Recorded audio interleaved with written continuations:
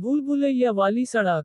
अमावस्या की रात थी। चारों ओर अंधेरा छाया हुआ था और हल्की हल्की ठंडी हवा चल रही थी। विकास, जो अपने दोस्तों के साथ एक ट्रिप पर निकला था, अचानक अपने रास्ते से भटक गया। मोबाइल की बैटरी खत्म हो चुकी थी और जीपीएस भी काम नहीं कर रहा था। वह एक वीरान सड़क पर था, जो दोनों तरफ घने जंगलों से घिरी हुई थी। यार, इस सड़क पर एक भी गाड़ी क्यों नहीं दिख रही? विकास ने अपने दोस्त रोहित से पूछा, जो उसके साथ कार में बैठा था। मुझे तो ये जगह कुछ ठीक नहीं लग रही, रोहित ने घबराते हुए जवाब दिया। क्या ये वही सड़क है, जिसके बारे में गांव वाले कुछ अजीब बातें कर रहे थे? विकास ने हंसते हुए कहा, अरे, भूत प्रेत की कहानियां लोगों की बनाई हुई होती हैं। हमें जल्दी ही कोई रास्ता मिल जाएगा। जैसे ही कार कुछ दूर चली, अचानक से कार के टायर पंचर हो गए। विकास और रोहित नीचे उतरे और देखा कि टायरों में कोई बड़ी चीज चुभ गई थी। कहीं ये जानबूझकर तो नहीं किया गया?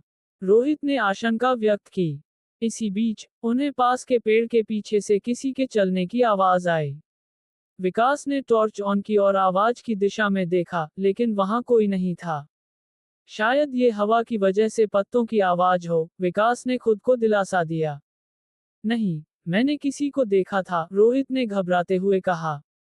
विकास ने उसे शांत रहने को कहा और टायर बदलने में लग गया।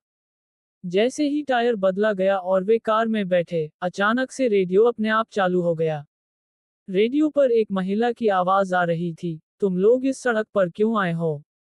ये सड़क तुम्हारे लिए नहीं है। दोनों हैरान होकर एक दूसरे को देखने लगे। रेडियो उन्होंने बंद कर दिया, लेकिन आवाज फिर से आने लगी।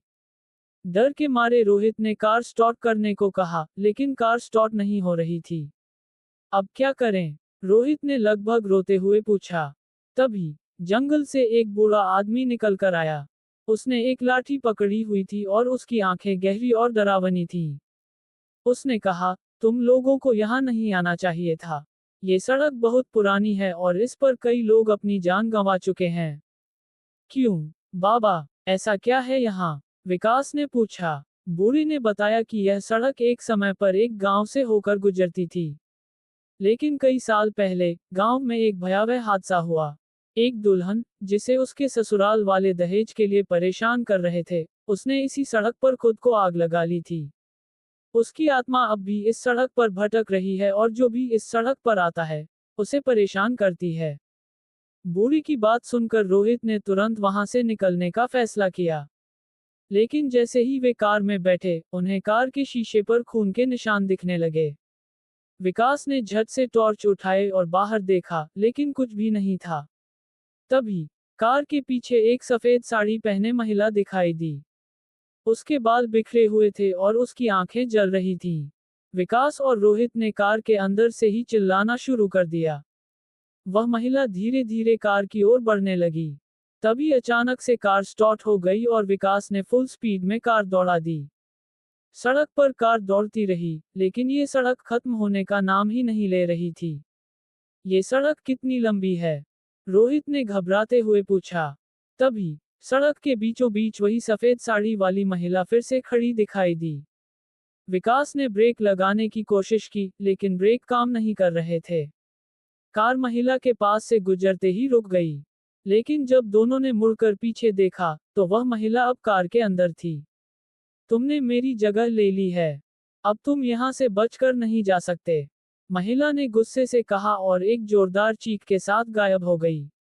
सुबह की पहली किरण के साथ, सड़क अचानक से खत्म हो गई और दोनों एक सामान्य सड़क पर आ गए। लेकिन दोनों के दिलों में उस रात का डर हमेशा के लिए बस गया। विकास और रोहित ने कसम खाई कि वे फिर कभी ऐसी जगह नहीं जाएंगे। उस दिन के बाद, उन्होंने कभी उस सड़क की ओर मुड़कर नहीं देखा। लेकिन गांव वालों की मान्यता है कि जो लोग उस सड़क पर जाते हैं, वे कभी भी वैसे नहीं लौटते जैसे गए थे। ये कहानी दिखाती है कि हर अंधेरी जगह में सस्पेंस और डर छुपा होता है। लेकिन कभी कभी, ये डर सिर्फ हमारी कल्पना भी हो सकता है।